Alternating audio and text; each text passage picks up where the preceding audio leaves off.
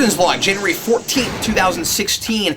Man, has it been a rough week for the world of pop culture. We have lost two wonderful stars in Hollywood. One of them, of course, much more known for his music than his acting, but was also an actor. And then a wonderful British actor, a comedic actor, and also dramatic actor with David Bowie and Alan Rickman, respectively. And folks asked me if I was going to do anything about David Bowie earlier in the week, and I decided not to straight away because I'm not a giant David Bowie fan.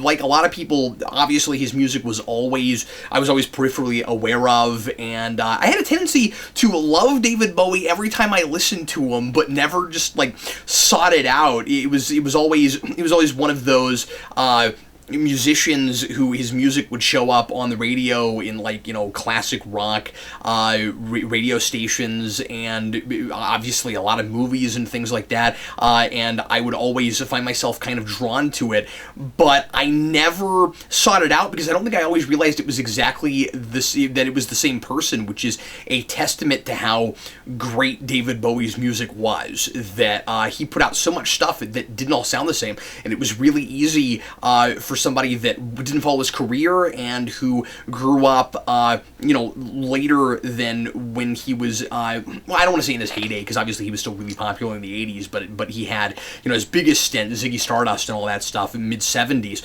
and obviously that was before I was born, so I wasn't around for when he made his big splash, and never exactly realized just how much stuff I had heard that he was responsible for, and how influential he was, both as a musician and really just as a performance artist, a pop performance artist in general. Obviously, he affected a lot of different avenues. He affected music, he affected film. So much of his music in the 70s was about like space and the future and technology, and a lot of stuff that people were really interested in right then, and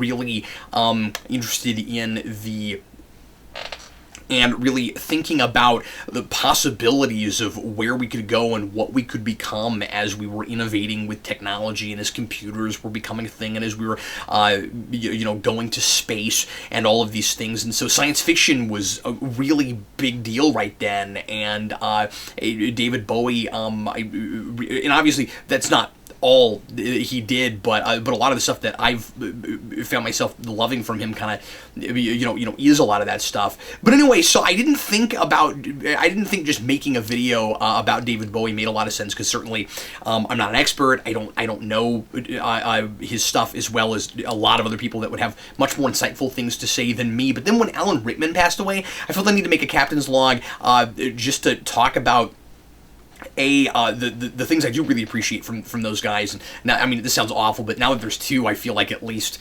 I have a little bit more to say. But also, how just for me personally, it's really interesting that they both passed away this week, and I have weirdly been doing things with the channel, with some of my videos and research for videos that that have to do with the both of them, and so it feels really surreal to me, because I just did the Chronicle review not too long ago, and that had the Ziggy Stardust song in it, and I put a cover of that at the end of that video, and obviously I would have used the real song if I thought I could have gotten away with it with YouTube. And then I've been planning just this week to do the Galaxy Quest comics that Eric Burnham did for IDW not too long ago, and Galaxy Quest, Alan Rickman, and it's bizarre to me that they both passed away this week.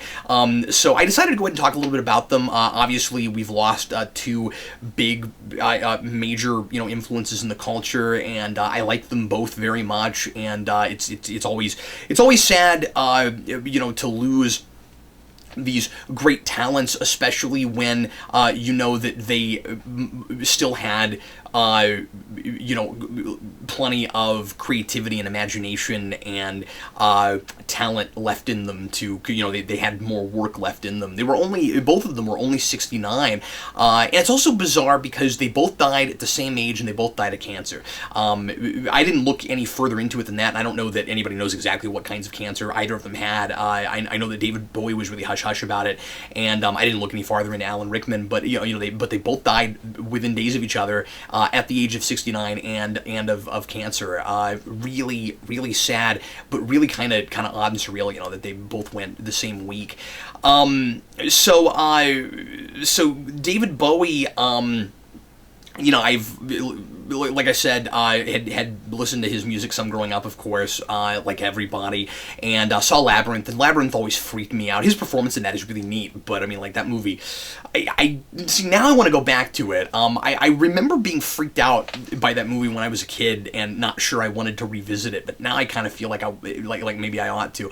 But I remember going to Guardians of the Galaxy and getting to the end of that movie and being surprised that Space Oddity wasn't in it, and thinking, when they make another one, the Space Oddity has to be on that second tape, right? Like, it's from the right time period. Obviously, Peter Quill's mom was picking music on that first mixtape from mostly mid to late 70s stuff. Surely that's going to be on there.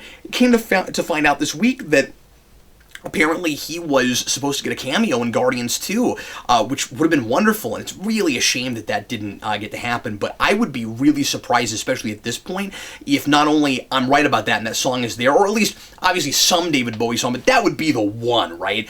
I would figure that Space Oddity, and I mean, think about it, just the name of that. You're defining Guardians of the Galaxy with just the title of that song, Space Oddity. I will be really surprised if that song not only isn't in the movie, but if they don't sell the whole movie on that song. And I don't think that would necessarily be a capitalization on somebody's death.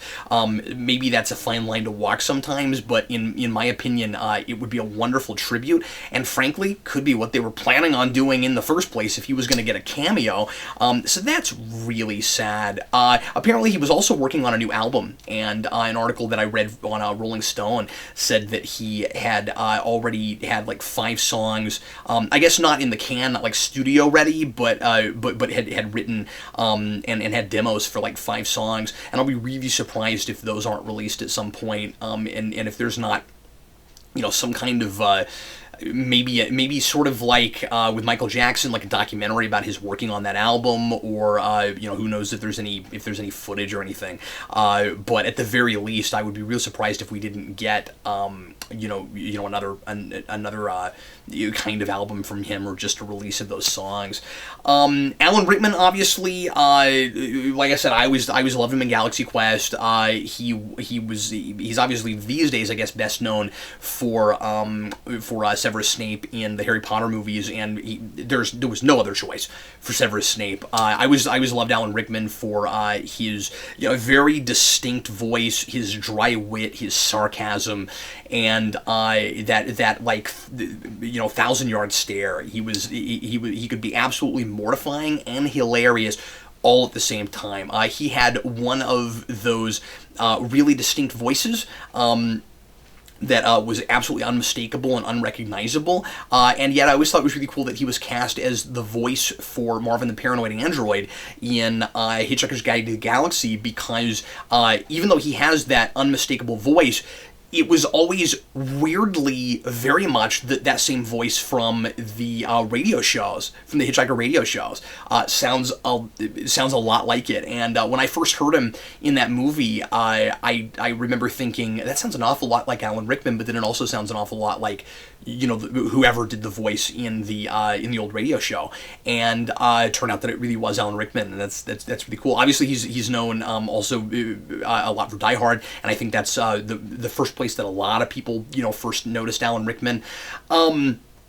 So as I said, I mean, I kind of just wanted to make this like a quick little tribute. It's very sad that we lost these two great talents, and it's a rough week. It's a really sad week. We've obviously lots of really, a lot of people that I grew up with in Hollywood, and musicians and people passing away right now because it's just time is going by and folks are getting older. But rarely do you get two powerhouses and people that people care this much about, in the same week. That's really unusual and like I said, really kind of sad.